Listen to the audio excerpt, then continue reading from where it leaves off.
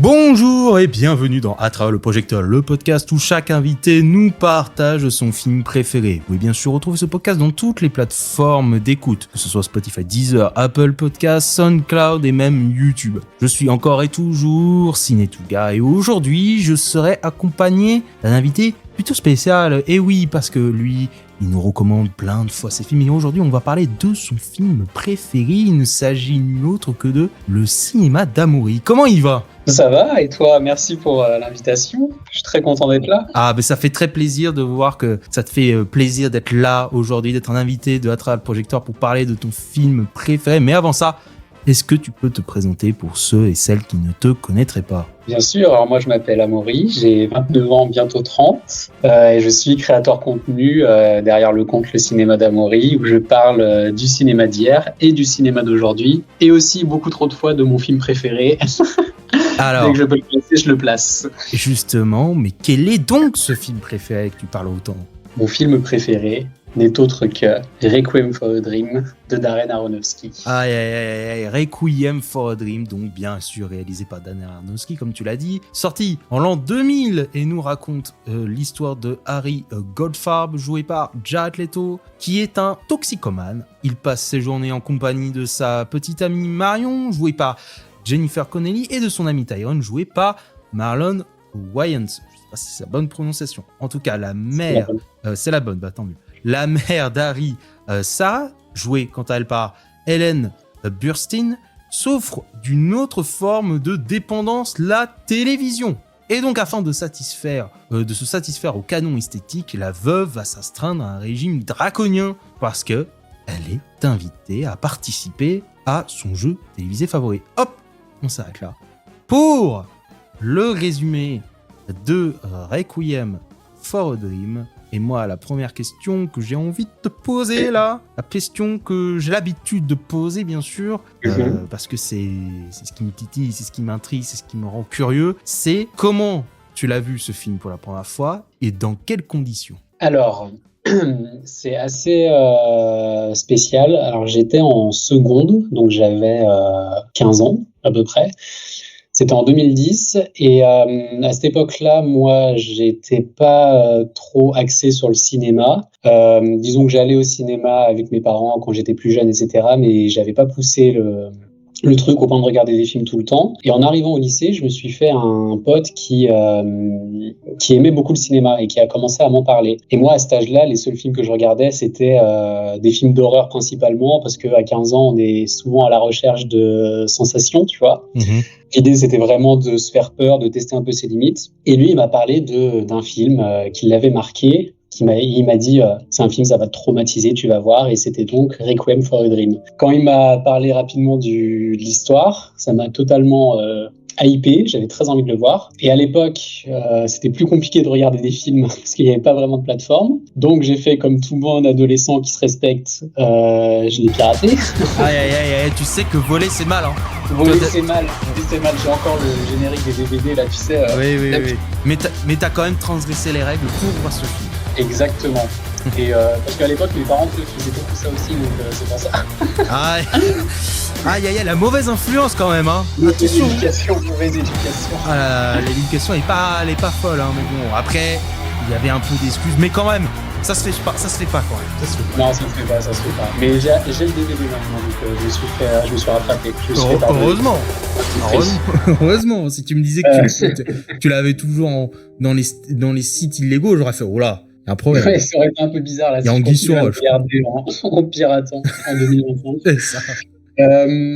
Donc je l'ai regardé je crois que c'était un week-end, effectivement, les seuls moments que j'avais un peu de libre, où j'avais le droit de regarder aussi des films un peu tard, sur mon ordinateur chez moi. Donc je l'ai regardé, et effectivement, on m'avait pas menti quand on m'avait dit que c'était un film un peu traumatisant, parce que la première chose que je me suis dit quand j'ai terminé le film, je me suis dit waouh.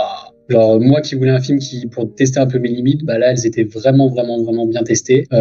Autre qu'avec un film d'horreur en plus, donc c'est ça qui m'a fait plaisir. Et si c'est mon film préféré, c'est parce que c'est ce film-là qui a vraiment lancé ma cinéphilie. Parce que c'est avec ce film-là que j'ai compris que le cinéma avait beaucoup de choses à m'apporter et à me proposer. C'est-à-dire que je pouvais, à travers les idées d'un réalisateur, à travers des idées de mise en scène, à travers de l'acting, ressentir des choses que j'avais jamais ressenties avant, ce qui fut le cas avec ce film. Donc c'est grâce à ce film que tout a commencé pour moi, et c'est là où je me suis vraiment intéressé au cinéma. C'est à partir de ça. Et d'ailleurs, c'était en 2010, et cette même année-là est sorti Black Swan de Darren Aronofsky. C'était des mois après que je vois Requiem for a Dream, et donc je suis allé le voir au cinéma cette fois. Et pareil, j'ai commencé à regarder de plus en plus de films à partir de ce moment-là. Et pour la petite anecdote, je l'avais donc jamais vu au cinéma parce que le film était sorti en 2000, et je l'ai vu donc au cinéma pour la première fois il y a 1 mois et demi quand il est repassé dans les salles. Et c'était une expérience encore plus incroyable que ce que j'imaginais. Je me suis vraiment repris le film, je l'ai redécouvert avec le son qui allait avec, le grand écran, etc. Et c'était un plaisir total de de revoir ce film au cinéma, mais de le voir pour la première fois, surtout au cinéma. C'était assez fou. Et voilà, ça m'a confirmé en tout cas que c'était un film très important pour moi. En tout cas, oui, on voit qu'il est très important parce que sans ce film, pas de cinéma de Thibaut, pardon. Le cinéma d'Amaury. Eh oui, on fait un petit bonjour à Fabrice, mais bon, c'est vrai que c'est un peu compliqué des fois. On change des fois. Non, le cinéma d'Amaury, il n'y aurait pas eu de cinéma d'Amaury. Et c'est un peu peut-être arrivé, mais plus tard avec un autre film, hein, sûrement. Hein. C'est arrivé avec ce film-là, mais peut-être que ça sera arrivé plus tard avec un autre film. Mais peut-être justement que ce film-là en particulier t'a impacté plus que peut-être un autre film aurait pu. Et justement, qu'est-ce qui t'a autant marqué? Quel est le point qui fait que Requiem for a Dream est ton film préféré? Genre le point le plus marquant pour toi, c'est quoi? Le montage et la musique, mais surtout le montage du film, parce que j'avais jamais vu ça. Parce que le film est assez particulier en termes de rythme. Il y a tous les moments où on voit les personnages prendre de la drogue, s'injecter des trucs, prendre des médicaments, etc. En fait, ces cuts-là qui sont très rapides, qui sont très scindés, c'est vraiment ce qui m'a attrapé l'œil et ce qui a fait que j'ai été totalement charmé par le film. Plus la musique de Clint Mansell qui est très électronique, pareil, qui n'est pas agréable, qui te met pas dans une position de confort quand tu l'écoutes parce que tu es pris dans un truc d'addiction comme dans le film. C'est vraiment ces deux éléments-là qui m'ont marqué. Et d'ailleurs, le montage m'a tellement marqué que suite au visionnage de ce film, j'ai commencé à faire du montage. Ah oui, carrément. Ouais, parce qu'en fait, le thème du film, à savoir l'obsession, c'est aussi quelque chose qui est resté en moi et que j'ai développé après par la suite quand je faisais du montage. Typiquement, pour raconter 2 secondes cette histoire, en seconde, quand j'ai vu le film, on avait un cours un peu créatif où on devait créer quelque chose en groupe, et avec 3-4 potes à moi, on avait créé une fausse chaîne de télé qui passait des films, et moi j'ai fait le montage de ce film, et du coup ça reprenait un peu des éléments que j'avais vus dans Requiem for a Dream, de montage très rapide, etc. Et j'avais mis justement la musique de Clint Mansell en fond, mon teaser pour l'école. Enfin bref, c'est vraiment ce qui m'a marqué le plus, c'est le montage et la musique. Ouais. Ok.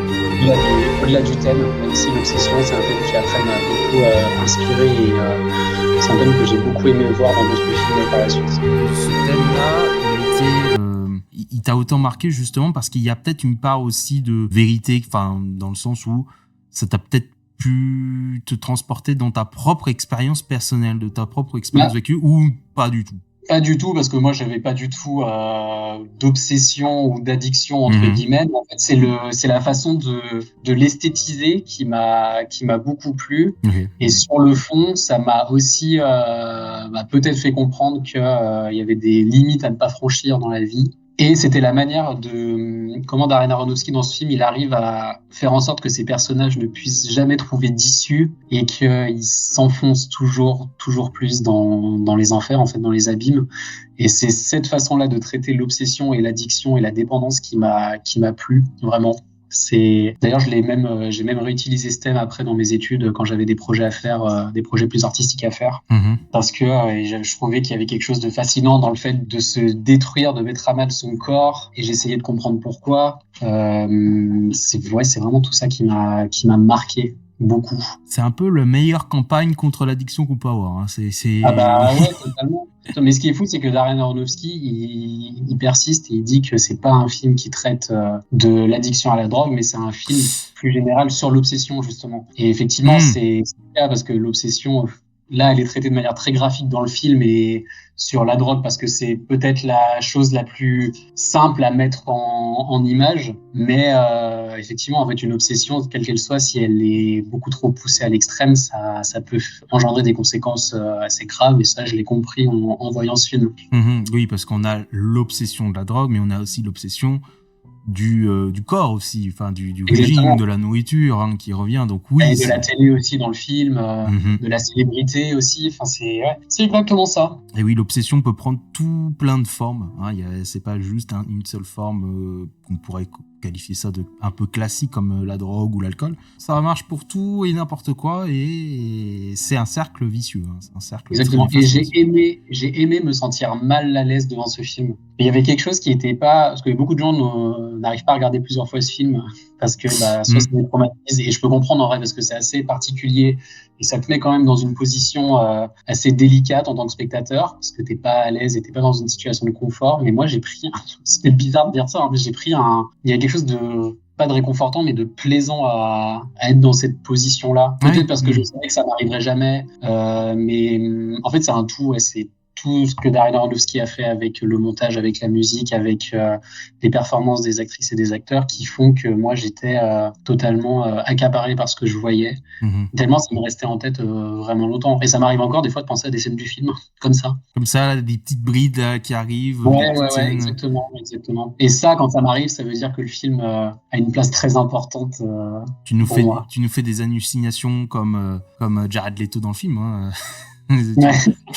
Tu rêves directement du film, là tu te projettes dans la scène, tu vois la scène. Et en le voyant au cinéma, là, j'ai vu des choses que j'avais pas vues forcément quand je le regardais chez moi. Oui, c'était une question justement que je voulais venir, il y avait des détails en plus que tu as pu voir. Est-ce que tu en as trouvé? Qu'est-ce que c'était justement ces détails? Par exemple, la scène d'intro avec l'écran scindé en deux, où tu as d'un côté la mère de Harry qui s'enferme dans une chambre et Harry de l'autre côté parce qu'en fait il veut lui prendre ses médicaments, je crois. Cette scène-là, je sais pas pourquoi je l'avais complètement oubliée dans ma tête et du coup elle m'est revenue. Et c'est surtout la musique parce que du coup au cinéma elle était beaucoup plus forte et de meilleure qualité et donc il y avait des petits bouts de musique, de vibrations, de sonorités que j'entendais pas quand je le regardais chez moi. Et du coup ça fait que ça m'a encore plus introduit dans ce film. Oui, je pense à un moment notamment où la mère de Harry, elle est chez son médecin, mais pas la première fois, la deuxième où elle commence un peu à devenir parano. Et il y a une espèce de plan en fisheye qui se fait. Et ce plan que je trouve sublime. Mais derrière, il y avait des sons que j'entendais pas quand je regardais chez moi, enfin que j'entendais moins en tout cas, des espèces de vibrations et des bruits qu'elle entend, et du coup, nous on l'entend aussi, elle commence à se retourner, à bouger la tête, etc. Et en fait, je me sentais encore plus pris parce qu'elle vivait, quoi. Oui, c'est la qualité la plus haute, de toute façon. Ouais. Il a été... c'était remasterisé, c'est ça C'est une remasterisée. J'ai pas eu la chance de le voir au cinéma, malheureusement. Même si, bon, j'ai le DVD, donc ça va. J'ai pu le voir. Mais ouais, c'était assez... D'ailleurs, la salle était pleine et il n'y avait pas un seul bruit pendant la salle. Personne ne mangeait, personne ne buvait, personne ne discutait. C'était c'était assez fou. Ça devait être incroyable, ça, l'expérience. Ouais, c'est rare. C'est rare. Donc, quand tu vois qu'il y a personne qui parle, qu'il y a personne qui mange, je pense que tu le captes vite. Et là, tout le monde était tellement à fond dedans que personne n'osait rien faire en fait. Et c'était encore plus agréable. Je pense que le film, il a un petit peu happé les gens. Tu vois, totalement. Si t'es dans un mood là où personne parle, personne bouge, etc., regarde juste le film, c'est que bon, le film, il a quelque chose en plus.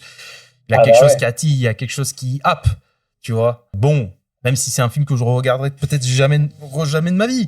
Je peux comprendre. Parce qu'il est tellement malaisant dans plein de situations, des scènes qu'il y a dans le film qui sont relativement simples, elles arrivent à te mettre mal à l'aise parce qu'il y a un effet de montage qui est particulier, il y a une musique qui est toujours présente et qui est pas là pour te faire passer un bon moment, clairement. Ah non. Et quand on arrive aux 20 dernières minutes du film, alors là, c'est l'apothéose, quoi. Ah bah ça part tout de suite, quoi. C'est le feu d'artifice. Tiens, on va parler un petit peu du réalisateur Darren Aronofsky. Ouais. Tu l'as dit, c'était le tout premier film. C'était ce film-là qui t'a introduit au monde de Darren Aronofsky avant de voir Black Swan. Exactement. D'accord, voilà. Donc du coup, tu nous as parlé un petit peu du fait que tu as regardé Black Swan. Qu'est-ce que tu en as déjà pensé de Black Swan? Et ensuite, est-ce que ça t'a donné envie de voir ces autres films. Ouais, totalement. J'ai adoré Black Swan parce que je retrouvais certaines thématiques qu'il y avait dans Requiem for a Dream, à savoir la folie notamment, parce que c'est quand même un thème qui est récurrent chez Aronofsky. La folie de ces personnages qui petit à petit chutent et qui sont amenés à avoir une destinée tragique, ça m'a plu.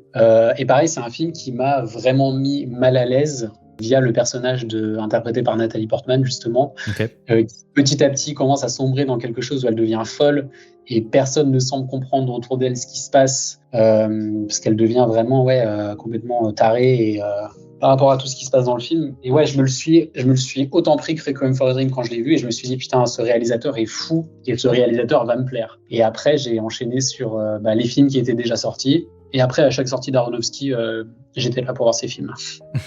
C'est ton réalisateur préféré ou c'est l'un de tes réalisateurs préférés? C'est l'un de mes réalisateurs préférés. Ça se bat entre lui et un autre. Ah. Mais qu'est-ce qui fait justement qu'il est là-haut? Enfin, c'est tout ce que tu nous as dit justement. Est-ce que c'est sa patte à lui, tout ce qui est cet aspect assez cru, on peut dire un petit peu de comment il est. C'est exactement, c'est ce qui me plaît. Alors que c'est ce qui me plaît et c'est sa façon de traiter, d'avoir des thématiques assez récurrentes, à savoir l'obsession, la folie, parce que je trouve qu'il les traite d'une manière vraiment à chaque fois très très bien. Et alors j'aime pas tous ces films, attention, hein. Il y a des films vraiment que j'aime pas d'Aronofsky. On est d'accord, parce que bon, il y en a certains, je ne vais pas parler. Parce qu'il y en a, je ne comprends pas. Il y en a un que j'ai pas réussi à comprendre et à rentrer dedans. Il y en a un, je ne comprends vraiment pas pourquoi il a fait ce film. Mais oui, globalement, c'est un réalisateur qui, moi, me plaît dans les sujets qu'il aborde, dans la manière dont il les aborde. Et surtout qu'à chaque fois, c'est dans des contextes différents et dans des histoires relativement différentes. C'est ce qui me plaît beaucoup. Et aussi sa façon d'aborder la solitude, parce que finalement tout est un peu lié dans ces films, parce que ces personnages sont quand même extrêmement seuls, parce qu'ils sont enfermés dans une espèce de folie vraiment extrême et d'obsession dont eux seuls peuvent comprendre. Et la solitude, c'est un thème aussi qui revient dans ces films, notamment avec The Wrestler qui parle aussi de ça. Ce Wrestler fantastique. The Wrestler, incroyable aussi. Exceptionnel, beaucoup touchant, vraiment très touchant pour un tas de raisons. Mais voilà, c'est pour ça que ce réalisateur me plaît, c'est pour ses thématiques, c'est pour sa façon de faire des films que je trouve vraiment génial. J'adorerais le rencontrer, vraiment. Ça serait génial. Pour pouvoir discuter un petit peu, de connaître un peu sa pensée, c'est ça un petit peu pour voir un petit peu comment il pense, de le connaître un peu plus. Et puis surtout pour lui dire merci pour ce que vous faites, quoi. Merci pour vos films, merci de nous proposer du cinéma comme vous le faites, parce que moi ça a un peu changé ma vie quand même. Un tout petit peu, on va dire, hein, quand même. Comme tu nous l'expliques, c'est vrai qu'un tout petit peu, quoi. C'est vrai que sinon il n'y aurait pas eu de passion de cinéphilie, il n'y aurait pas eu tout ce que tu développes. Voilà, donc bon, on peut dire merci, quoi. On peut dire merci. C'est marrant parce que quand je disais qu'à 15 ans, à 16 ans, quand j'ai vu ce film, j'étais à la recherche de sensations, je voulais dépasser mes limites. Quand j'ai vu ce film, tous les autres films que j'ai regardés après, qui étaient un peu pareil dans ce genre-là, ils étaient assez fades par rapport à Requiem for a Dream. Je les trouvais tous vraiment pas au niveau. Qu'est-ce qui rend justement ces films que tu as vus après fades? Est-ce que tu as un lien que tu arrives à trouver? C'est le montage, parce que pour moi c'est tellement Requiem for a Dream, c'est tellement graphique et explicite qu'il n'y avait aucun film qui arrivait à ce niveau-là, je trouve, en termes de montage surtout. Oui, je crois que je me suis vraiment pris ce que vivaient les personnages grâce au montage, parce que c'est brut, quoi. Ça te met un coup de poing à la gueule directement. Oui, il y va extrême, quoi. Il y va, t'es pris au piège, tu peux pas t'en sortir, t'es comme eux en fait. Finalement, t'assistes là un peu passif à tout ce qui est en train de se passer, mais je trouve que tout ce que j'ai essayé de voir après, un peu sans sas et tout, ça n'était pas au même niveau. En parlant un petit peu de Darren Aronofsky, alors j'ai l'impression que dans tous les podcasts où on parle de Darren Aronofsky, j'ai l'impression que tout revient à un réalisateur, à une influence, Satoshi Kon. Je suis obligé d'en parler. Est-ce que déjà t'as vu des films de Satoshi Kon, qui est un peu l'influence de Darren Aronofsky, ou pas? Pas du tout. Et je dois voir Perfect Blue, que j'ai pas vu. Parce que tout le monde me dit de le voir, qu'il est génial, mais non, j'ai vu aucun film de Satoshi Kon.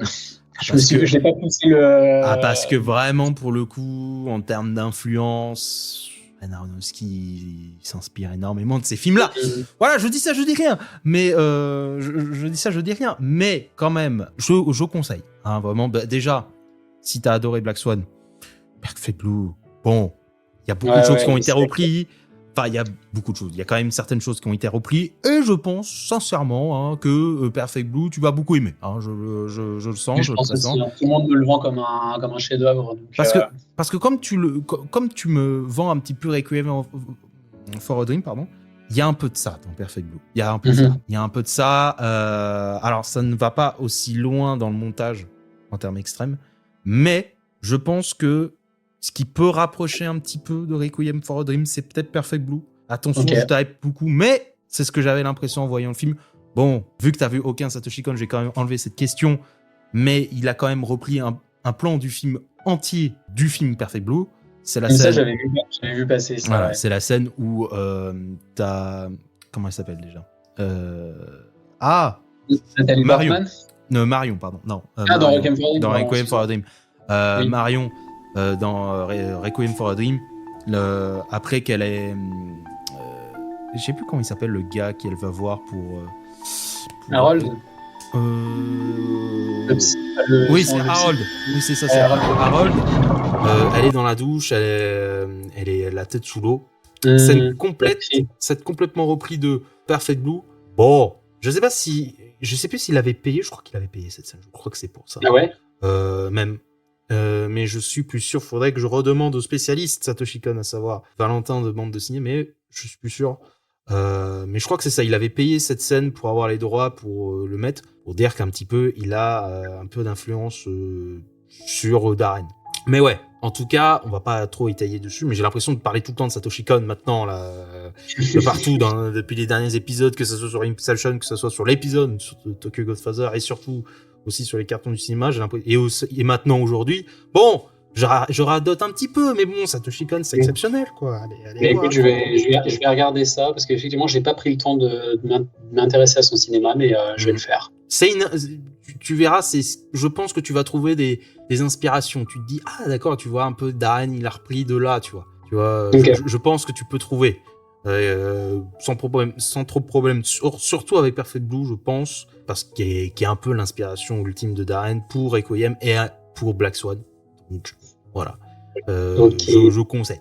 Je conseille en tout cas, et même je vous conseille aux auditeurs, voilà, si vous avez vu Requiem for a Dream et que vous voulez voir un peu un truc qui ressemble, Perfect Blue de Satoshi Kon. Voilà, c'est son prédécesseur, c'est son descendant. C'est vrai que c'est fou que j'ai pas regardé ce film, je sais pas pourquoi.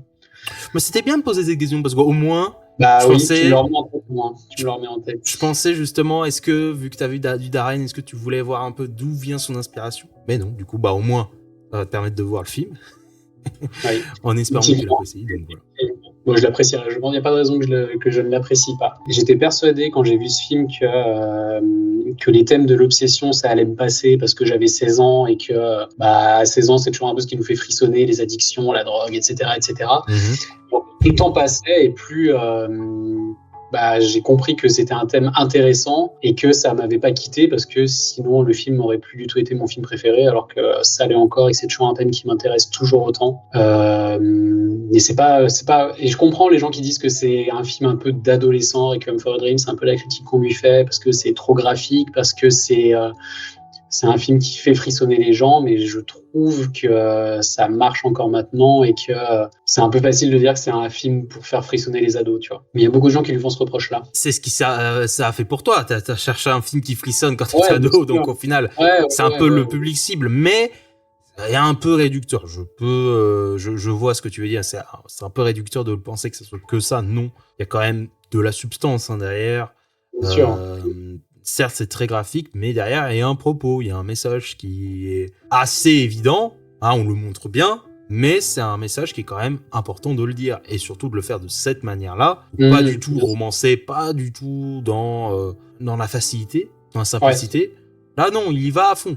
Il y va crûment, quoi. Ouais. Et puis surtout, à 15 ans, t'es pas forcément à la recherche d'un message quand tu regardes un film comme ça. Ce que tu veux, c'est du visuel. Mais tu le comprends c'est plus tard quand tu revois le film que tu comprends vraiment ce que le film veut te raconter, entre guillemets, pas le message qu'il veut faire passer. C'est pour ça qu'il reste ton film préféré, puisque si ça avait été juste visuel sans fond, c'est clair que ça aurait pu être ton film préféré, puisque j'ai l'impression que voilà, le thème ambivalent du film fait que ça peut perdurer dans le temps. Ouais, et puis il y a un tout, je pense que la musique a pas mal contribué au fait que je pense à ce film souvent aussi.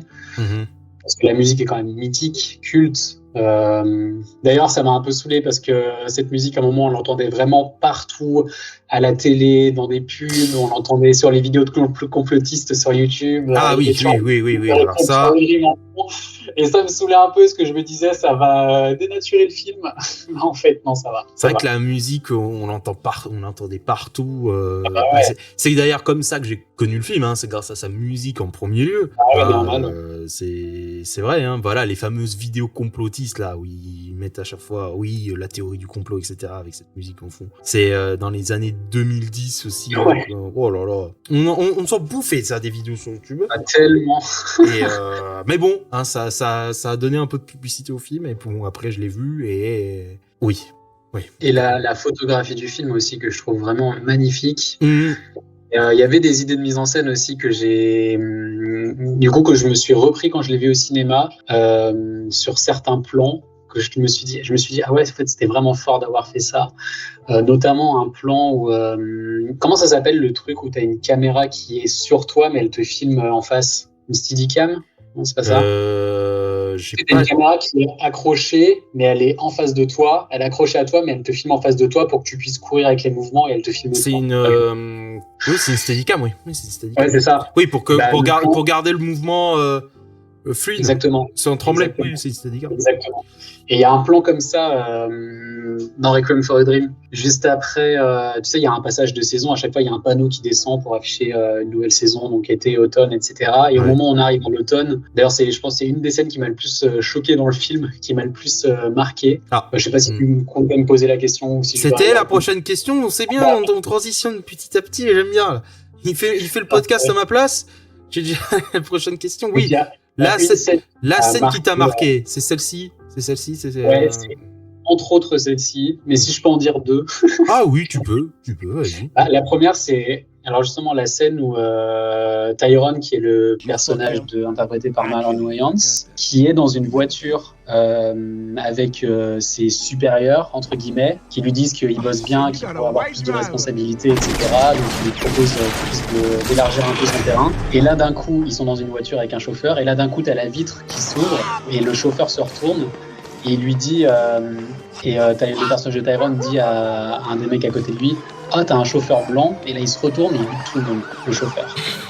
Et là du coup Tyrone il sort de la voiture, et là il y a le panneau qui descend pour afficher la saison automne. Il paraît que ça arrive d'un coup en pleine gueule comme ça, tu comprends pas ce qui se passe. Et là t'as le plan en Steadicam où t'as Tyrone qui court comme ça, rempli de sang, et qui essaye de s'enfuir. Et c'est pas, cette scène, elle m'a marqué, parce qu'il y avait un enchaînement on entend un bruit de balle, plus il y a le panneau avec écrit automne qui tombe, plus la musique qui se met, plus le plan en Steadicam. Enfin, c'était trop pour moi d'un coup, et je me suis dit, waouh.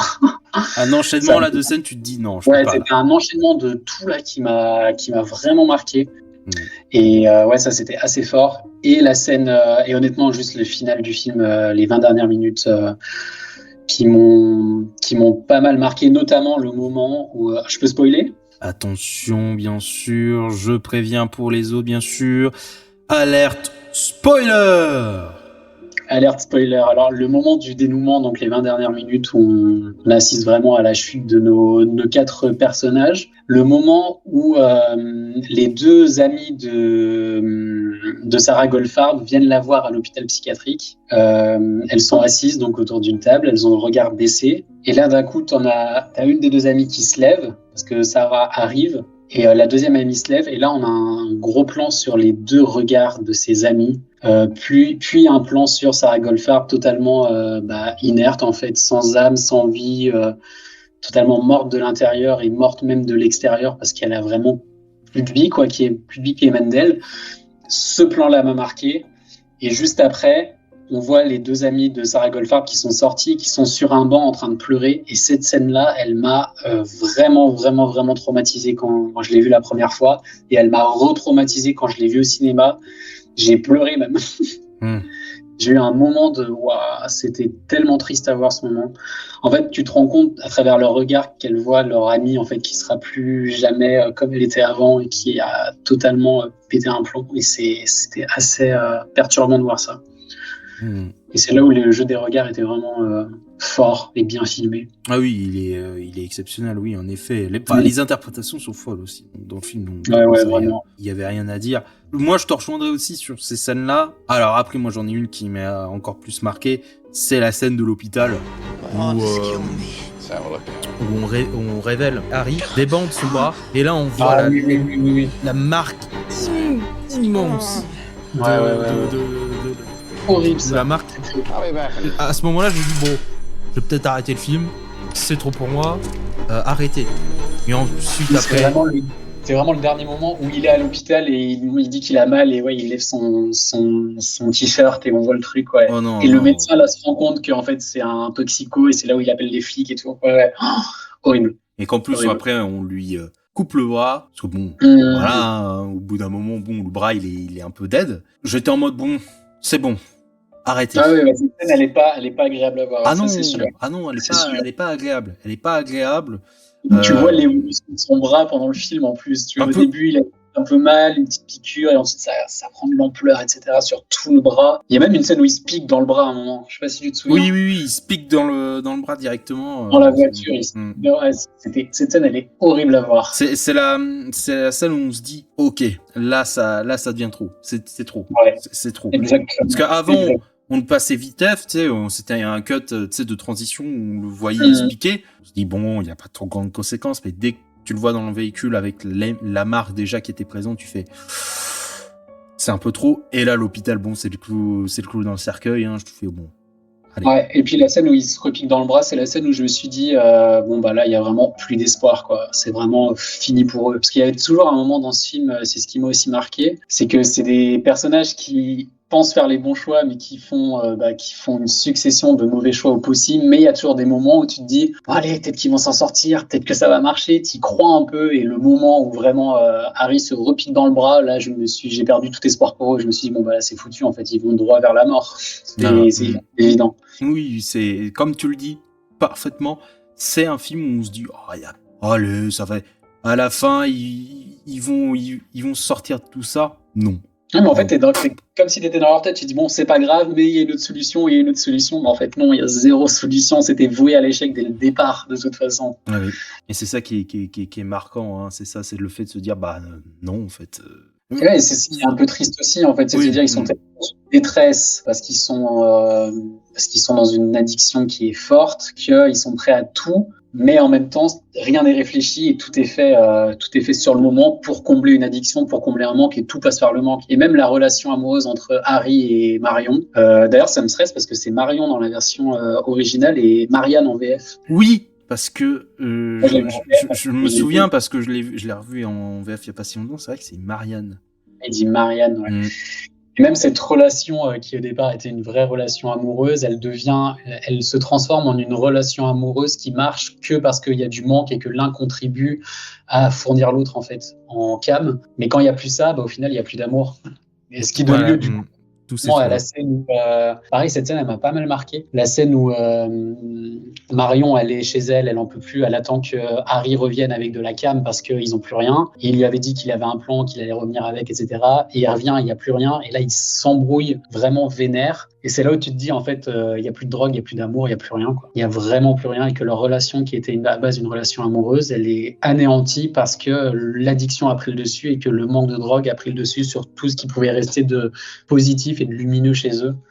Et ça m'a vraiment marqué aussi. Oui, complètement. Ça, j'ai rien à dire de plus. Hein. C'est clairement ça. Hein. C'est la drogue est le poison du film. Hein. Enfin, cette obsession plutôt et le poison et ce qui va les nuire, hein, simplement. Exactement. Et d'ailleurs, ça m'a refait penser à une autre scène où Harry et Marion, ils sont dans un lit. Ils ont tous les deux pris de la drogue et ils se regardent. Et tu sais, il y a un plan qui est scindé sans être scindé. C'est-à-dire qu'il est scindé, mais les deux personnages sont quand même à côté. Oui. Oui. Et c'est un plan où ils sont tellement stone et c'est là où ils se disent des belles choses, parce qu'en fait ils sont plus en crise de manque, donc ils redeviennent entre guillemets amoureux le temps d'un instant. Et pareil, c'était d'une tristesse folle parce que tu te dis, mais en fait, une fois que le manque reviendra, cette bulle un peu amoureuse, elle disparaîtra et elle aura jamais existé. C'est tout la beauté, on va dire, entre guillemets, du film. C'est ça, hein, c'est ce fait de se dire que cette relation-là entre ces deux personnages-là aurait pu être belle, mais elle est complètement nullifiée et artificielle face à cette drogue. Et oui. Exactement. Donc, c'est ça qui fait que ces personnages-là, on s'y attache, mais en même temps, on se dit que c'est un peu paumé pour eux, quoi. Ils sont déjà paumés, quoi. Et c'est ce qui rend le film triste aussi, d'une certaine manière. Moi, ça m'a fait vraiment trop de peine, notamment pour l'histoire entre Marion et Harry, ça m'a fait énormément de peine. Puis on parlera aussi de la fin après, mais sur les 4 destinées tragiques de nos personnages, parce que finalement, ils s'en sortent pas tous de la même manière. Oui, chacun a une portée un peu différente, en effet. Mais on va y revenir plus tard. Okay. Là, parce que j'ai d'autres questions, on n'a pas fini, hein. On n'a pas fini les questions, là. On est loin d'avoir fini. Dis-moi. Parce que là, tiens, on parle un peu des personnages. Moi, j'ai envie de parler un peu des performances des acteurs. Comme on l'a dit, je l'ai très vaguement dit. Bon, le film, il a quand même des performances assez folles. Je pense bien évidemment à Ellen Burstyn, qui est d'ailleurs nominée aux Oscars pour ce film. Jared Leto et Jennifer Connelly, sont quand même des performances assez folles. Est-ce que pour toi, justement, il y a un ou une actrice du coup dont la performance t'a particulièrement impressionné? Ellen Burstyn, sans aucun doute.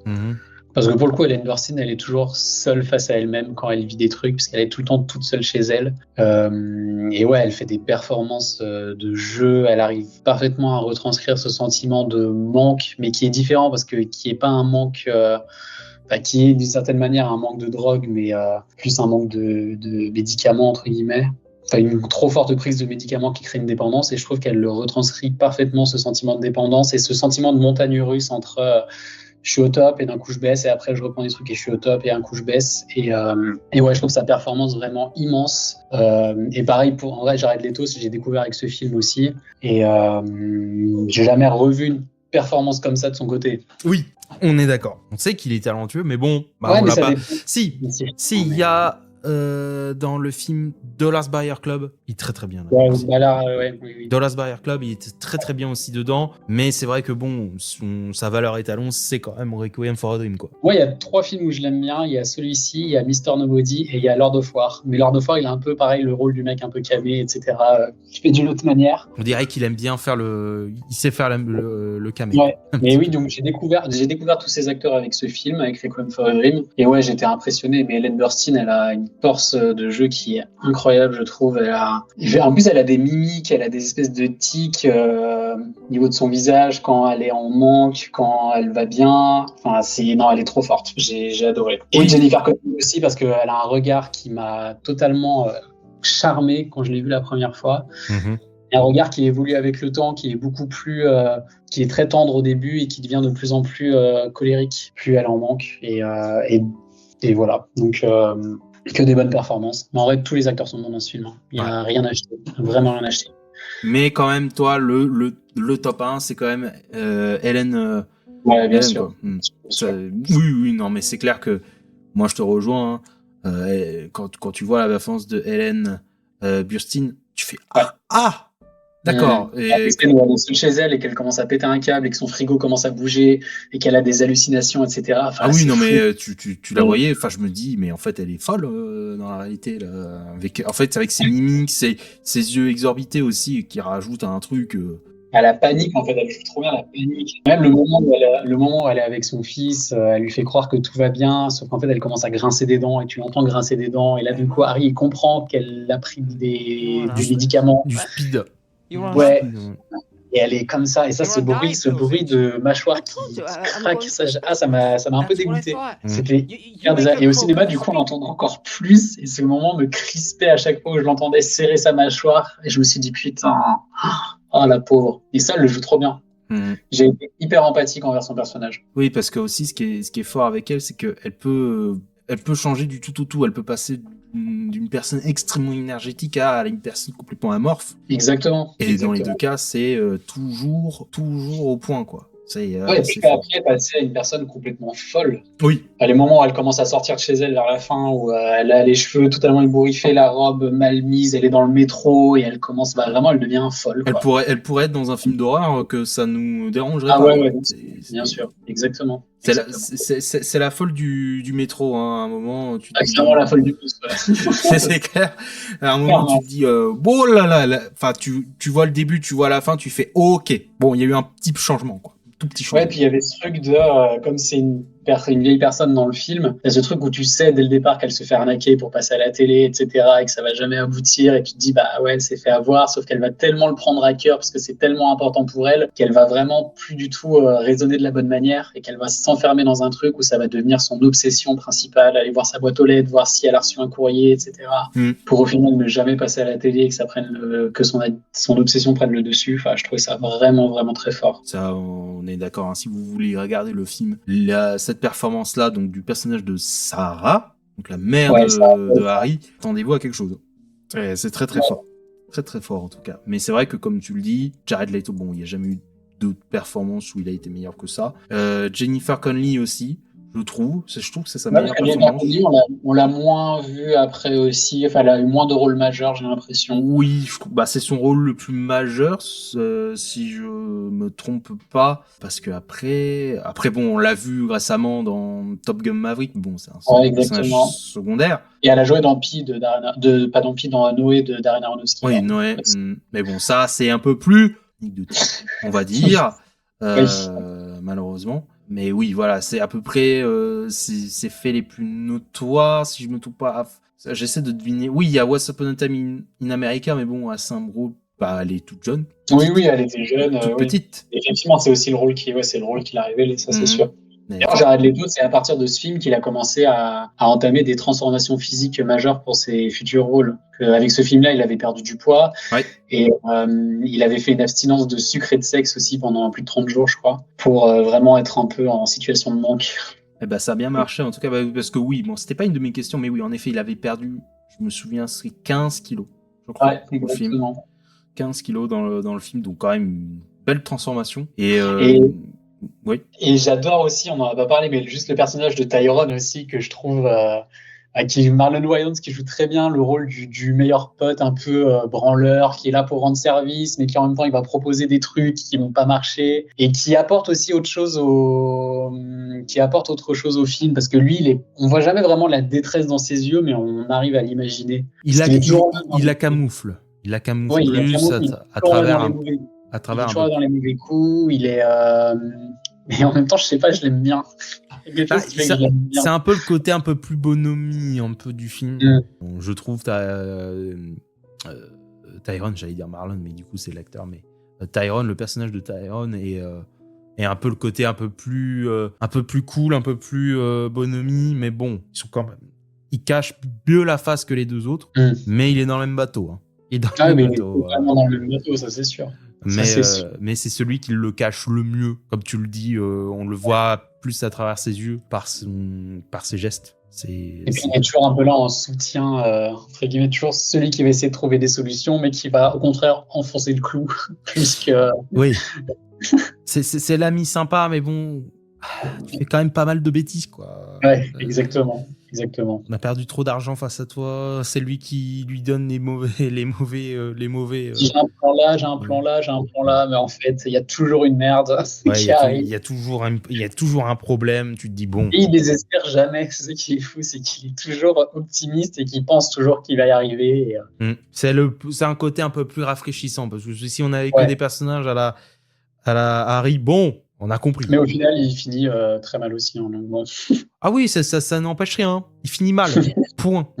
Les 4 fins, il finit mal aussi. Hein, faut pas changer. De toute façon, tout le monde quasiment a une fin de merde, en tout cas, on va dire. Mais bon, ça on va venir après, parce que j'avais une autre question. Alors là, attention. Là, ça peut être compliqué pour toi. Ok. Si tu avais une chose à changer dans le film, ce serait quoi et pourquoi? Là, c'est compliqué.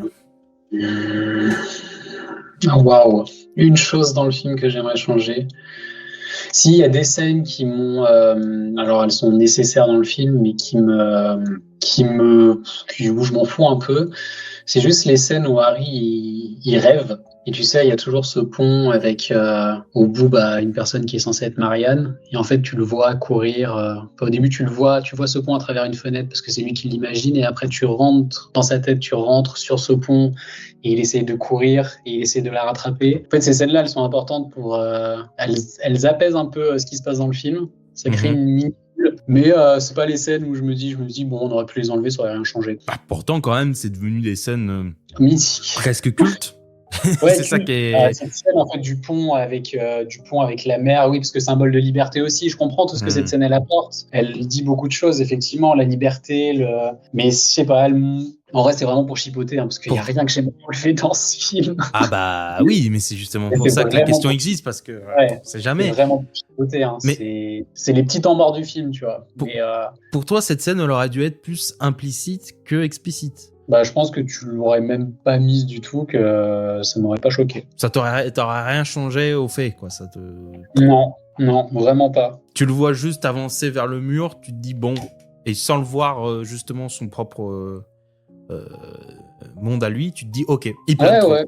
Il plane trop. Oui, voilà. En fait, je l'aurais plus vu comme ça. Mais effectivement, j'ai conscience que ces scènes, elle est importante. Enfin, ces scènes-là sont importantes dans le film, hein, et qu'elles sont pas achetées en soi. Oui, parce qu'après, elle a à côté en plus assez culte, avec la photo qu'il rajoute derrière, les plans sont super. Et c'est vraiment pour chipoter, parce que sinon, je vois pas ce que je pourrais jeter dans le film. C'est normal, c'est ton film préféré. Hein, si t'avais tout jeté. Il y a une scène, mais pareil, en fait, elle est logique. Et elle est légitime pour montrer où on est de tel personnage à tel moment. C'est la scène où Marion, elle va à la fin dans la réunion pour faire ce qu'elle a à faire, tu sais, avec 50 gars qui sont là en train de les regarder et tout. Cette scène-là est beaucoup trop explicite aussi, je trouve. Mais pareil, en fait, on est dans un final de film où c'est vraiment montrer la destruction. Donc c'était nécessaire. Mais je la trouve un peu trop longue, la scène. Voilà. Oui, tu te dis, bon, on a compris. Oui, on a compris. Pas besoin de... Darren, tu pouvais fast-cutter. Tu aurais pu continuer à fast-cut.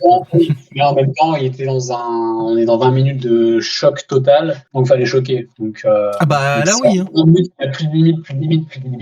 Et ça se ressent. Pour choquer. Là, il nous a tout donné. Là, il y va. Il nous a tout donné, en tout cas. Oui, je peux comprendre un petit peu. Enfin, c'est pas des scènes que je jetterais quand même, tu vois. C'est trop dur comme question. C'est le fait de se dire, voilà, tu vois ces scènes parce que bon, elles ont quand même une importance pour montrer la déchéance. Mais bon, c'est juste un rapport au temps. C'est juste un peu le timing. Oui. Quoi. Tu te dis, oh. Oui. Mais c'est normal parce qu'on est nous-mêmes dans une situation hyper inconfortable. On se dit on a envie que ça se termine parce que c'est trop long, parce qu'il y a trop de choses qui nous choquent et on a envie que ça se termine. Mais en soi, c'était nécessaire de le faire. Oui. C'est dur de trouver une vraie scène qui m'a... Après, tu m'as déjà donné des raisons. Je vais pas non plus... Oui, mais c'est pareil, c'est pas une scène que je voudrais absolument supprimer du film, tu vois. Ah, si toi, tu veux carrément une scène à enlever, quoi. Une scène à remplacer ou à changer. Non, mais c'est les scènes qui m'ont moins happé, en tout cas. Ok. Après, en soi, t'as changé un peu la scène du rêve, je vais appeler ça de l'hallucination. Ou toi, tu l'aurais plus vu de façon implicite, intérieure, où tu vois juste le personnage de Harry bouger un peu dans tous les sens, en trip, sans voir ce qu'on voit à l'intérieur de lui. Ouais, mais en même temps, ça participe à amener un petit temps de repos dans le film, très court, mais très un petit temps pour ça. C'est vrai que tu fais bien de le dire, c'est vrai que c'est le seul moment du film où tu te reposes un peu. Bah oui, en fait, t'as pas de bruit, t'as pas de musique, t'as juste le bruit de la mer, mais c'est rapide, mais juste ça fait du bien, tu vois. Et t'as même de la couleur, en fait, parce que tu vois le soleil, tu vois la mer, tu vois le pont, et ça te relaxe vraiment, genre 2 secondes, quoi. 20 secondes. Oui, parce que la photo est très décolorée, désaturée. Oui. Elle est très, elle est un peu baveuse. J'appelle ça un peu ça. Elle est un côté un peu baveuse, très bleu, très terne. Le film. Bon, c'est vrai que là, quand tu passes de ça à une brillance, même presque à une surbrillance avec de la couleur, tu te dis ah, mes yeux n'ont plus été habitués pendant quasi 1h30, quoi. Exactement. Bon, ça fait mal. Ça fait presque un peu mal à la rétine. Tu te dis bon, c'est quand qu'on retourne à l'ancienne photo là. Après, Bah, bon, c'est ça ce que revient tout le temps. c'est exactement ce que je me suis dit quand je l'ai vu au cinéma, tu vois. C'est là où j'ai vraiment senti la différence de colorimétrie et j'ai fait waouh, agresse limite l'œil, tu vois. Ah oui, Trop de lumière, ça t'a bien tapé. Ça t'a bien ouais, tapé trop de dessus. lumière, Hmm. beaucoup trop de lumière. Ah oui, bah, et après, tu te dis, j'ai envie de retourner dans ce que je suis, mais justement, tu retournes dans l'addiction. Si tu vas Ah pas bah tiens, bien, pour moi, si tu vas pas bien, donc t'es obsédé. ouais, Donc toi aussi. exactement. Donc, Darren arrive aussi à nous dire, t'es un peu obsédé par le film. Bon, on veut retourner dans notre situation à nous, dans notre confort. Ouais, exactement, exactement. Ah, donc oui. Donc c'est pas mal. Là, je viens juste d'y penser. Je fais, mais attends, c'est incroyable. C'est trop bien comment ça a été foutu. Donc oui. Oui, C'est tu pour, dis. c'est pour ça que moi, je la garde, cette scène. La garde. Oui, bah t'as raison, en fait, finalement je la garde parce que t'as raison, elle dit beaucoup de choses. C'est moi qui est en train de lui prouver par A plus B que tout va trop bien dans le Je film. la garde aussi, je la garde aussi. Le concept est inversé. Ça va plus. Ça va plus, là. Je ne comprends plus rien. Oui, j'ai été pris de court sur la scène, la scène que j'aime moins, j'ai été pris de court. Mais en tout cas, belle réponse en tout cas. C'est clair que bon, c'était pas une question facile, hein, bien Non. sûr. Toujours compliqué de voir des défauts dans son film préféré. Bien sûr. Même si les défauts ont leur charme et qu'on les aime d'amour quand c'est notre film préféré. Tiens, une petite question un peu rapide comme ça. Tu l'as vu combien de fois? Comme ça, le J'ai dû le film. voir une trentaine de fois, je pense. Trentaine de fois. Ouais, et je peux le revoir vraiment avec plaisir à n'importe quel moment de la journée, de la soirée. Vraiment, Plaisir. j'ai pas besoin de contexte. Ouais, c'est un plaisir, c'est vraiment un plaisir pour moi de voir ce film. Un peu un plaisir coupable quand même, hein. Non, mais tu vois, je suis plus choqué par ce qui se passe parce que je Oui. l'ai beaucoup vu, je suis plus surpris, mais il y a un truc réconfortant parce que je l'ai vu tellement de fois que je sais ce qui va se passer. Et en même temps, ouais, ça me fait du bien. C'est très bizarre, hein. Je suis pas du tout sociopathe ou psychopathe, hein, je vous rassure. Tout va bien, mais ouais, J'espère que les et je auditeurs peux vont, voilà, revoir. on peut faire le dire. Il y a un soir, je me dis, tiens, si je le rematais, tu vois. Allez, go. Voilà. C'est comme ça. Sans- Allez, go. C'est reparti. On regarde Et le parce que, film. et en plus, je ressens toujours les mêmes choses, c'est-à-dire que je vais toujours ressentir les mêmes frissons. Je vais toujours pleurer au moment exact où je pleurais quand je l'ai vu. Ça va toujours me faire la même émotion. Je vais toujours avoir le même ressenti, comme si je le découvrais, et ça, c'est génial. Il y a jamais eu un moment dans l'évolution à travers justement ces différents visionnages où tu as eu une baisse d'intérêt pour le film. Non, c'est resté très constant. Quoi. Aucune baisse d'intérêt parce que je trouve ce film quasiment parfait pour moi en tout cas, et tout ce qui représente, tout ce qui montre, la manière dont il le montre. Genre je sais quand telle musique va commencer, genre le générique de début, enfin la scène d'intro, la scène de fin, je peux me la repasser en boucle. Hein, je la trouve incroyable. Ok, incroyable. Ça c'est fort ça. Ça paraît vraiment trop bizarre. Mais... Bon, mais, moi je l'ai vu qu'une fois, ça m'a bien suffi. Ouais, non mais même s'il est vraiment excellent, mais ça, après, voilà. je parle par rapport au film, hein, effectivement. Voilà, c'est un peu le sensationnel qui me plaît dans ce film, c'est vraiment l'émotion qu'il me procure dans les scènes un peu plus neutres justement. Oui, un peu plus. Là, cool. j'accorde plus d'importance à des moments de silence, à des regards qu'il peut y avoir dans le film. C'est peut-être ces moments-là qui me plaisent le plus. Là où les moments, genre le final, bah oui, en vrai maintenant je le connais, donc je suis plus surpris. Sauf quand je l'ai vu au cinéma parce que j'étais dans une ambiance qui prêtait à ce que je le ressente vraiment. Mais c'est plus tout le reste en fait qui me plaît. Ouais. Oui, c'est les petits détails dans le film qui font que justement tu te dis oh purée, mais vraiment tout ce qui transitionne pour arriver aux scènes clés, tout fonctionne quoi. Ces jeux de regard, le silence, la transition, les mouvements, la prestation, la mise en scène. C'est ça que tu recherches. Exactement, exactement. Il y a des moments que je ressens plus maintenant que la première fois que je l'ai vu. Genre ce que je te disais, les effets très courts de le film commence avec la scène entre Harry et sa mère, et après t'as un écran qui se baisse d'un coup avec le titre du film qui commence à disparaître, tu sais. Oui. Et c'est là où le moment où Harry et Tyrone ils emmènent la télé au parce que sa mère est trop addicte à la télé. Et ah oui, d'ailleurs, c'était ça la scène d'intro, c'est quand Harry veut emmener la télé de sa mère parce qu'elle est trop accro et qu'elle prend les clés parce qu'elle a attaché la télé au radiateur pour pas qu'il l'emmène. Et finalement, il finit par l'emmener, bref. Et c'est ce moment-là où t'as l'écran qui tombe, il a la musique qui commence, le générique, et après, pareil, ce même écran qui va tomber pour annoncer chaque saison. Ça, à chaque fois, je me le prends toujours efficacement. Une petite gifle à chaque fois, paf. Une petite gifle parce que ça annonce encore d'autres problèmes qui vont arriver. Ça annonce encore une décrépitude de la situation, des personnages. Et je sais qu'on va arriver au moment fatidique à chaque fois. Et ça me touche toujours autant de les voir se détruire comme ça. Parfait. Et tiens, petite question comme ça. Est-ce que t'as déjà partagé ta passion pour ce film avec d'autres personnes? Et si oui, comment ils ont réagi en voyant ce film? En conseillant, tu les as conseillés. Qu'est-ce qu'ils en ont pensé? Les gens trouvent toujours bizarre que ce soit mon film préféré. Déjà, ils me disent ah ouais, je peux comprendre. Mais comment ça peut être ton film préféré? Moi, il m'a trauma, etc. Et du coup, je rentre pas dans les détails à chaque fois de pourquoi, mais je leur explique voilà que c'est le film qui a lancé ma cinéphilie. En général, quand je parle avec des gens qui l'ont vu, les gens me disent toujours la même chose. Ils me disent que c'est un très bon film, mais qu'ils ne voudront jamais le revoir. Je les rejoins complètement. C'est un très bon film, voire un excellent film. Mais le fait de le voir, c'est un film où je me dis bon, je l'ai vu une fois, il est excellent, me repropose plus jamais de le revoir. Ouais, bien sûr. C'est juste ça. Même si je l'avais regardé il y a 4 ans pour la première fois, je l'aurais pas revu, tu vois. Peut-être pas. Ouais, ok, très bon film, mais pas exceptionnel. Un peu traumatisant. Un peu. Ouais. Tu vois aussi, c'est surtout ça. Je me dis bon, pas trop envie de revoir. Surtout que la plupart des gens avec qui j'en parle, ils l'ont vu quand ils étaient jeunes, en fait, quand ils avaient 15-16 ans. Donc ouais, c'est toujours un moment là où ça te trauma, et là où moi ça m'a un peu trauma, mais sur le moment, et après j'ai quand même eu envie d'en reprendre.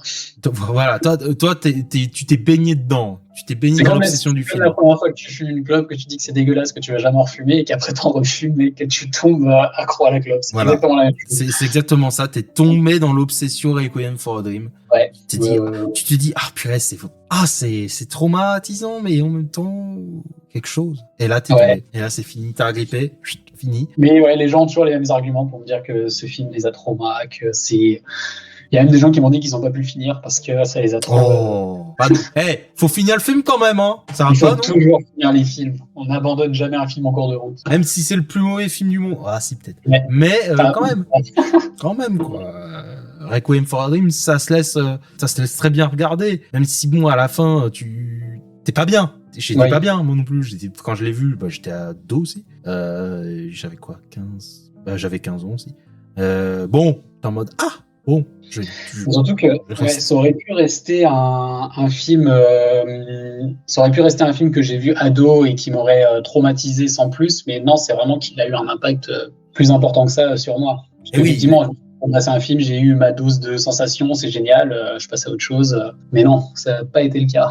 Il y a aucun film, parce que tu disais que la plupart du temps, les films sont fades après que tu aies vu Requiem for a Dream. En tout cas dans ce même genre. Mais est-ce que t'as pas des films qui se sont rapprochés de Requiem for a Dream où vraiment tout est devenu un peu trop fade? Dans le même genre que Requiem for a Dream? Oui, dans le même genre. Je sais pas. J'en ai vu, mais.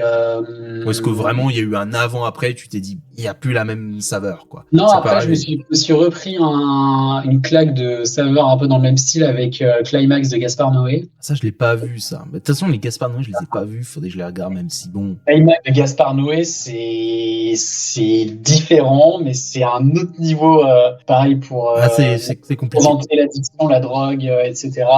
Et Climax, c'est vraiment le film porte très bien son nom parce que vraiment, je crois que tu peux pas faire plus fort que ça en termes de malaise et d'angoisse. Parce que c'est une autre mise en scène, c'est différent, c'est Gaspard Noé qui le traite encore d'une autre manière. Mais je crois que Climax m'a fait ça aussi, ouais. Ok.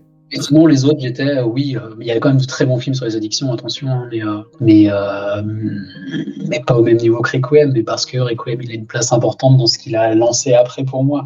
C'est surtout pour ça. Voilà, c'est pour ça. C'est tout.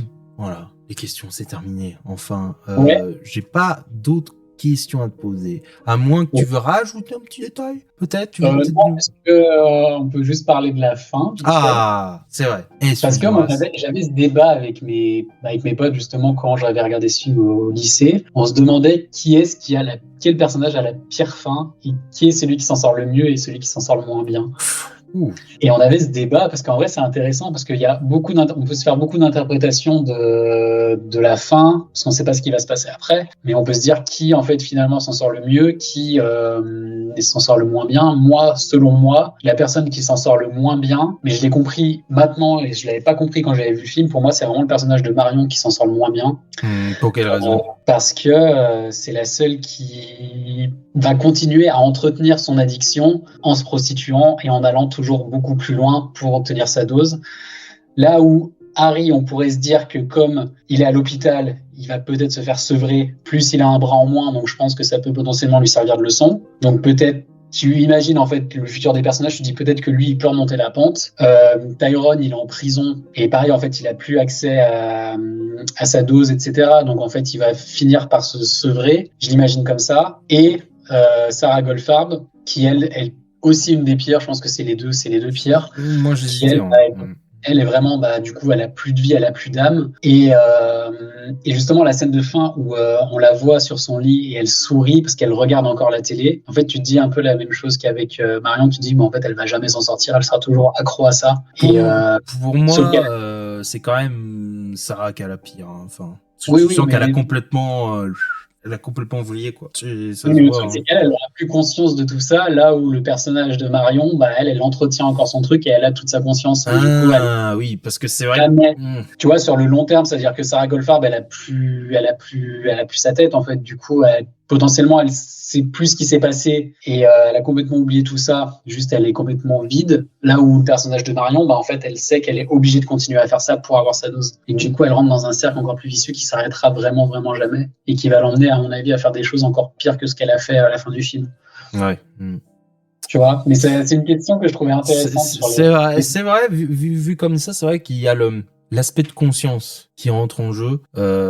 Et comment tu le dis, c'est vrai que c'est plus logique, quoi, que ça soit Marianne qui a la pire fin, même si voilà, celle de Sarah est quand même assez elle est horrible aussi. C'est horrible, hein. Tu la vois sourire comme tu le dis dans le lit, tu te dis mais en fait en fait ça s'arrêtera jamais, en fait, c'est ce que je te dis. Elle, pour le coup, en fait, je sais pas, en fait, j'ai l'impression que Sarah à la fin du film, elle est dans le cercle vicieux, alors que tu vois des personnages comme justement Harry, j'ai toujours eu mal. Comme le personnage de Harry, eux, on a vu ce cercle vicieux au début du film pour aller voir jusqu'à la fin. Donc je pense que Sarah, ça va aller encore plus loin, quoi. Et ça peut vraiment très mal finir, mais on n'aura jamais la chance de le voir. Ce qu'elle va devenir.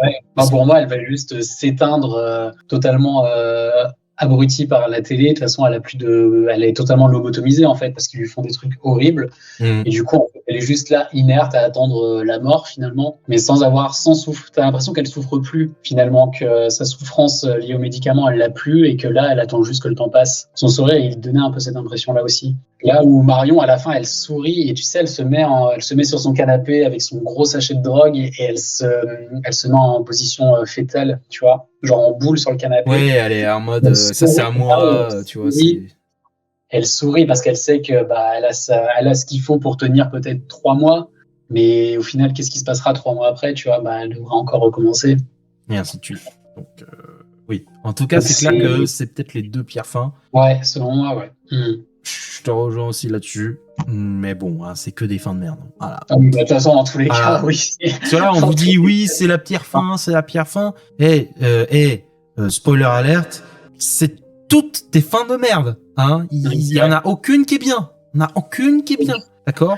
Et il y a un truc aussi qui m'avait touché avec le personnage de Tyrone à la fin. C'est que, tu sais, à un moment au début du film, il est avec une femme dans son lit. Et il se regarde dans le miroir. En fait, il est dans la salle de bain. Il se regarde dans le miroir. Et il y a un espèce de flashback où on le voit petit courir jusqu'à dans les bras de sa mère.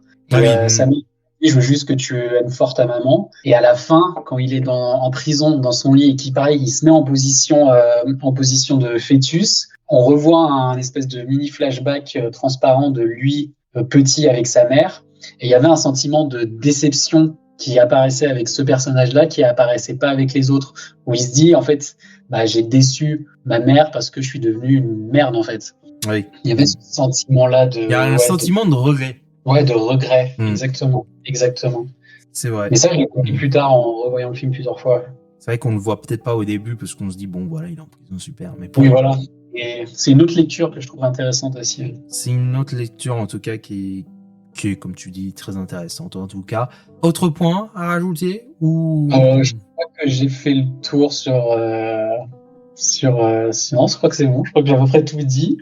Et bah très bien, parce que maintenant, on va passer au jeu. C'est l'heure du jeu.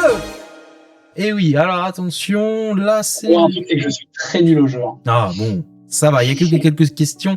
Je n'ai pas été non plus trop sévère, même si le problème de ce film, c'est qu'il n'y a pas vraiment d'anecdotes. Enfin, il y en a, mais peu. C'est ça le problème. Je t'ai même fait le plaisir d'enlever certaines questions, parce que j'avais dit que il y a eu des clins d'œil qui ont été faits dans le film. Requiem for a Dream, bon, il y avait la scène de la salle de bain avec Marianne. Bon, ça je l'ai enlevé, hein, parce que j'en ai parlé, parce que bon, vu que tu n'as pas vu les films de Satoshi Kon, bon, t'allais pas deviner dans tous les cas. Mais il en a quand même d'autres. Il y a quand même un autre clin d'œil. Est-ce que tu sais? Non, là comme ça, non, ça me dit rien. Ah, il y a un autre clin d'œil. Oui, il y a un autre clin d'œil qui a été fait dans un autre film. Ok. Tu peux avoir des petits indices? Pas pouvoir t'en donner. Pourquoi? Non, je rigole. Bah tiens, c'est une scène qu'on a parlé, justement, dans l'épisode. On a parlé de cette scène. Est-ce que ça te dit quelque chose? La scène du pont? Oui, la scène du ponton. On parle bien de cette scène du ponton. Okay. Est-ce que cette scène du ponton, tu l'as peut-être pas déjà vue dans un autre film? J'ai l'impression de l'avoir vu dans plein de films, mais là, comme ça me dit rien. Eh ben, c'est dans le film. Alors, je te donne un petit film aussi. C'est Dark City. Donc, sorti 2 ans avant, en 98. Et il y avait aussi Jennifer Connelly dans le film où elle scrutait aussi. Voilà. Enfin, elle scrutait elle aussi face l'océan. Ok, bah, j'ai pas vu ce film. C'est quasiment, pas non plus quasiment, mais il y a quand même pas mal de similitudes. Déjà, même actrice, que ce soit sur un ponton et que l'océan. Quand même pas mal. Donc voilà, c'est tout ce que j'avais pour ça, mais d'autres questions, ouais, on n'a pas fini. Là, c'est le petit jeu des choix. Parce que notre ami Darren Aronofsky avait d'autres premiers choix pour incarner le rôle de Harry Goldfarb. Alors, je pense peut-être que tu les as. Est-ce que tu peux pour Harry Goldfarb, il voulait... il y avait Tobey Maguire, je crois. Oui, tout à fait. Il y avait Tobey Maguire. Et attends, les autres, parce que je l'ai vu tout à l'heure. Je me souviens plus. Ah, faut se souvenir, là. Allez, faut montrer que faut se souvenir. Attends, il y avait Tobey Maguire. Ah oui, il y avait Joaquin Phoenix, pardon. Oui. Et il y en avait un dernier, mais j'arrive plus à savoir qui c'est. Oui, il y en avait bien un dernier. En tout cas, il y en avait 3. Merde, putain, le dernier, c'était qui? Je sais plus, j'ai plus le dernier. Giovanni Ribisi. Ah oui, voilà. oui. Les 3, quand même, hein. Il y en a 2 sur 3 quand même qui...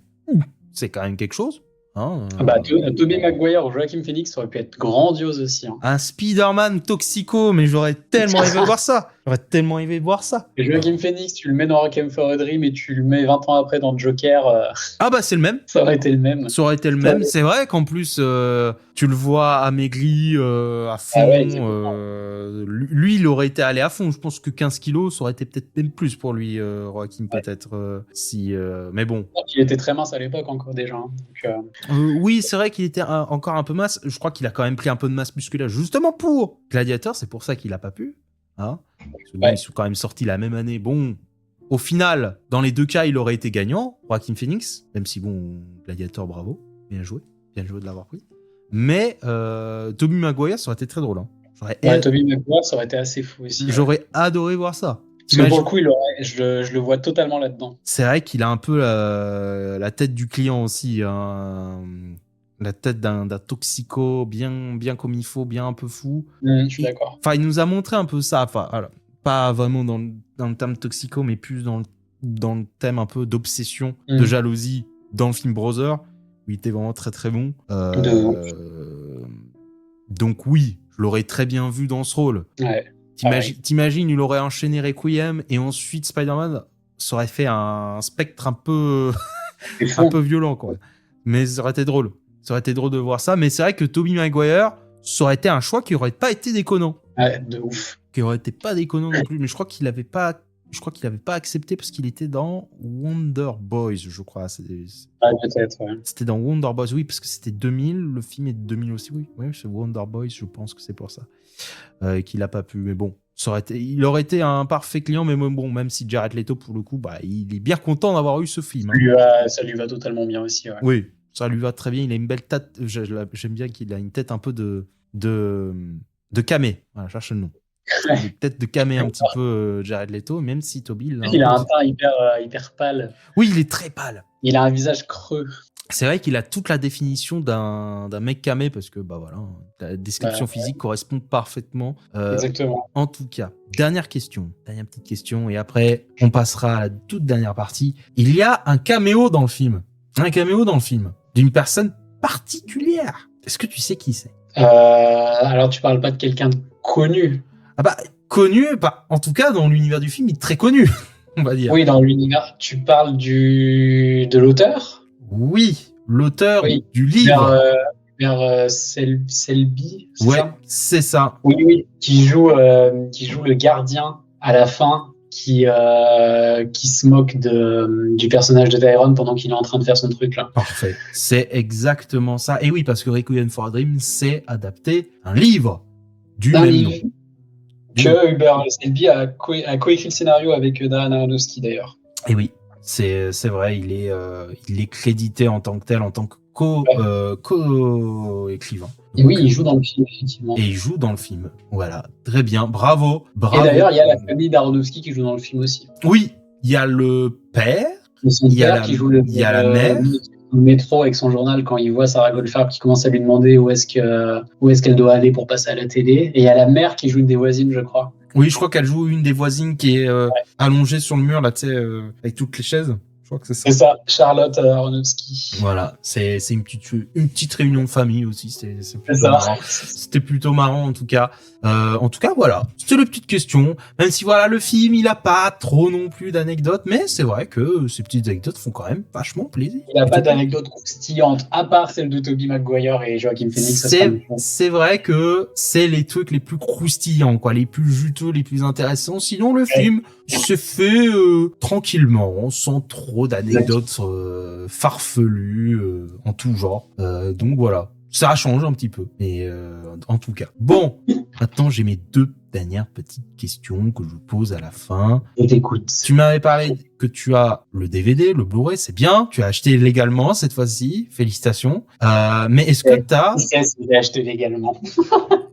Mais est-ce que tu as d'autres objets de collection, rapport avec le film, ou est-ce que tu as que le DVD, le Blu-ray? Non, j'ai que le Blu-ray. Je suis pas très collectionneur d'objets en rapport avec des films, sauf si vraiment ça me tient à cœur, mais non, j'ai que le Blu-ray du film. Très bien. Et d'ailleurs, j'ai envie d'acheter le Blu-ray Director's Cut d'Aronofsky, parce que j'ai pas celui-là, moi j'ai celui de l'original, quoi. Oui, t'as le base. Celui avec la nouvelle affiche, parce qu'elle est trop belle, je trouve.